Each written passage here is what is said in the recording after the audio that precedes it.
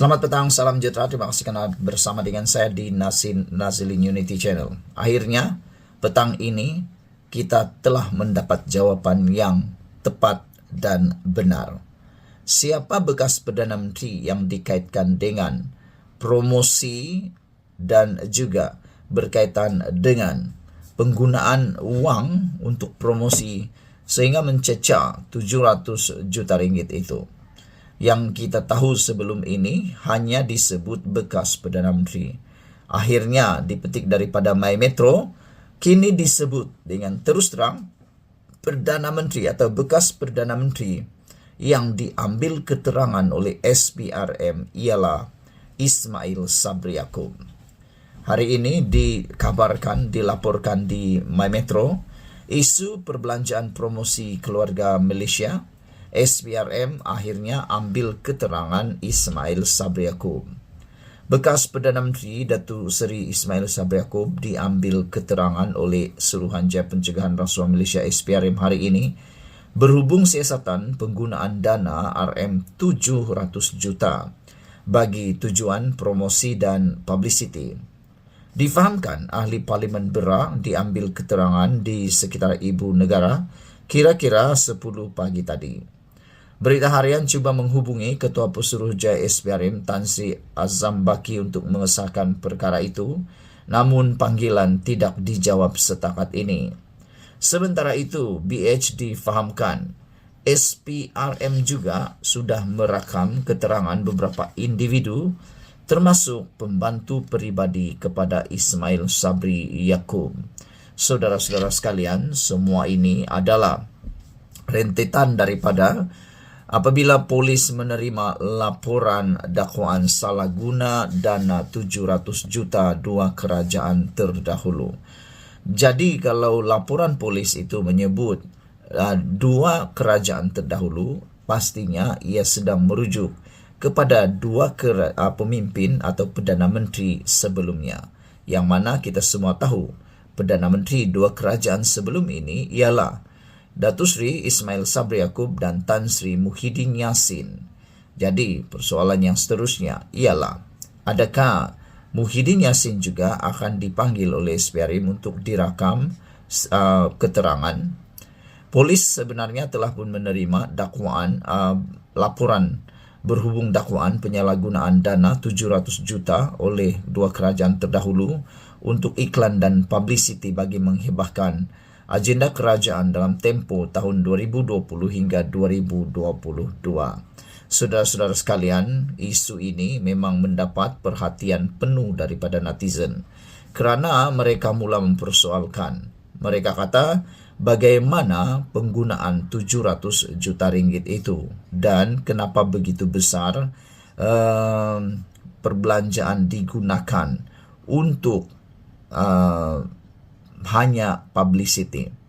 Karena ada juga netizen kata kalau 700 juta itu digunakan untuk pembangunan, berapa banyak sekolah atau hospital yang mampu dibuat, kata mereka lagi. Yang kita harapkan ialah perkara ini dapat dirungkaikan. Kita berharap 700 juta itu dibelanjakan dengan betul, tanpa ada ketirisan dan tanpa ada penyelewengan. Berapa jumlahnya pun dibelanjakan, kalau semuanya digunakan dengan betul, dengan cara yang tepat, tidak ada penyelewengan dan tidak ada ketirisan, kita tidak akan query dan kita tidak akan ambil kisah sangat. Tapi kalau ada unsur-unsur rasuah, unsur ketirisan, penyelewengan, ianya harus diambil tindakan segera. Sekian dulu untuk kali ini. Jangan lupa tinggalkan komen Anda, tekan butang subscribe. Kita jumpa lagi. Bye-bye. Selamat petang, salam sejahtera. Terima kasih karena bersama dengan saya di Nazilin Unity Channel. Sekali lagi kita digemparkan dengan berita paling duka cita untuk ahli Parlimen Perikatan Nasional. Apabila disahkan 3 ahli Parlimen daripada Bersatu Sokong Perdana Menteri menafikan ditawar sertai langkah Dubai. Jadi maknanya siapakah orang-orang yang terlibat dengan langkah Dubai ini? Jadi nak tanyalah semula kepada Raja Petra Kamarudin, siapa yang beliau maksudkan? Kerana 3 orang ahli Parlimen Bersatu sudah mengesahkan Mereka yang menyokong Perdana Menteri Anwar Ibrahim menafikan ditawar sertai langkah Dubai. Dengan kata lain, mereka tidak tahu menahu, tidak tahu dan tidak terlibat sama sekali. 3 ahli parlimen yang baru-baru ini mengisytiharkan sokongan terhadap Perdana Menteri Anwar Ibrahim menegaskan mereka tidak menerima sebarang tawaran menandatangani akuan bersumpah SD untuk menukar kerajaan di tengah-tengah spekulasi langkah Dubai. Ahli Parlimen Gua Musang Muhammad Azizi Abu Naim, Ahli Parlimen Jeli Zahari Kecik dan Ahli Parlimen Labuan Suhaili Abdul Rahman menegaskan perkara itu ketika dihubungi Malaysia Kini hari ini.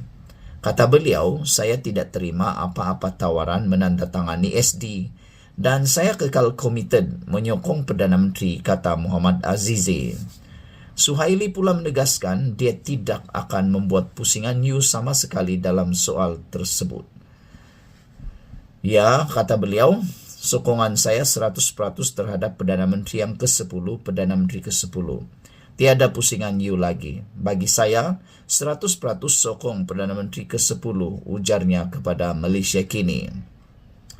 Sementara itu, Zahari juga menyatakan dia tidak menerima sebarang tawaran daripada mana-mana pihak yang mahu menjatuhkan kerajaan perpaduan. Setakat ini tiada tawaran dan saya akan terus istiqomah menyokong Perdana Menteri ke-10, katanya ringkas melalui mesej aplikasi WhatsApp. Untuk rekod, ketiga-tiga mereka merupakan antara 5 anggota parlimen daripada Bersatu yang menyatakan sokongan kepada Anwar sebelum ini. 2 lagi daripada mereka adalah Ahli Parlimen Kuala Kangsar, Iskandar Zulkarnain, Abdul Khalid dan Ahli Parlimen Bukit Gantang, Syed Abu Hussein Hafiz Syed Abdul Fasal. Sejak beberapa hari lalu, setengah pemimpin PN mendakwa mereka sudah bersedia mengambil alih kerajaan kerana mendapat jumlah yang mencukupi bagi membentuk majoriti di Dewan Rakyat. Antaranya ialah Menteri Besar Kedah yang juga pengarah pilihan raya Perikatan Nasional, Muhammad Sanusi Maknur, yang mendakwa kerajaan perpaduan hanya menanti masa untuk tumbang. Hal itu kerana dakwa Sanusi, Perikatan Nasional sudah mempunyai jumlah SD yang mencukupi. Dia bagaimanapun tidak memaklumkan secara terperinci termasuk mengenai jumlah SD yang diperolehi. Dakwaan itu muncul selepas spekulasi wujudnya langkah Dubai yang dikatakan mengancam kepada kejatuhan kerajaan perpaduan. Saudara-saudara sekalian, sah lagi bersulu, Anwar Ibrahim masih mempunyai sokongan majoriti yang cukup, bahkan melebihi 2/3 di parlimen. Dengan adanya penegasan sekali lagi, 3 ahli parlimen daripada Bersatu yang menyokong Anwar Ibrahim sebelum ini dengan menegaskan 100% masih menyokong Anwar Ibrahim dan tidak akan membuat U-turn. Sekian dulu Malaysia kita punya. Kita jaga sama-sama cintai Malaysiaku. Bye-bye.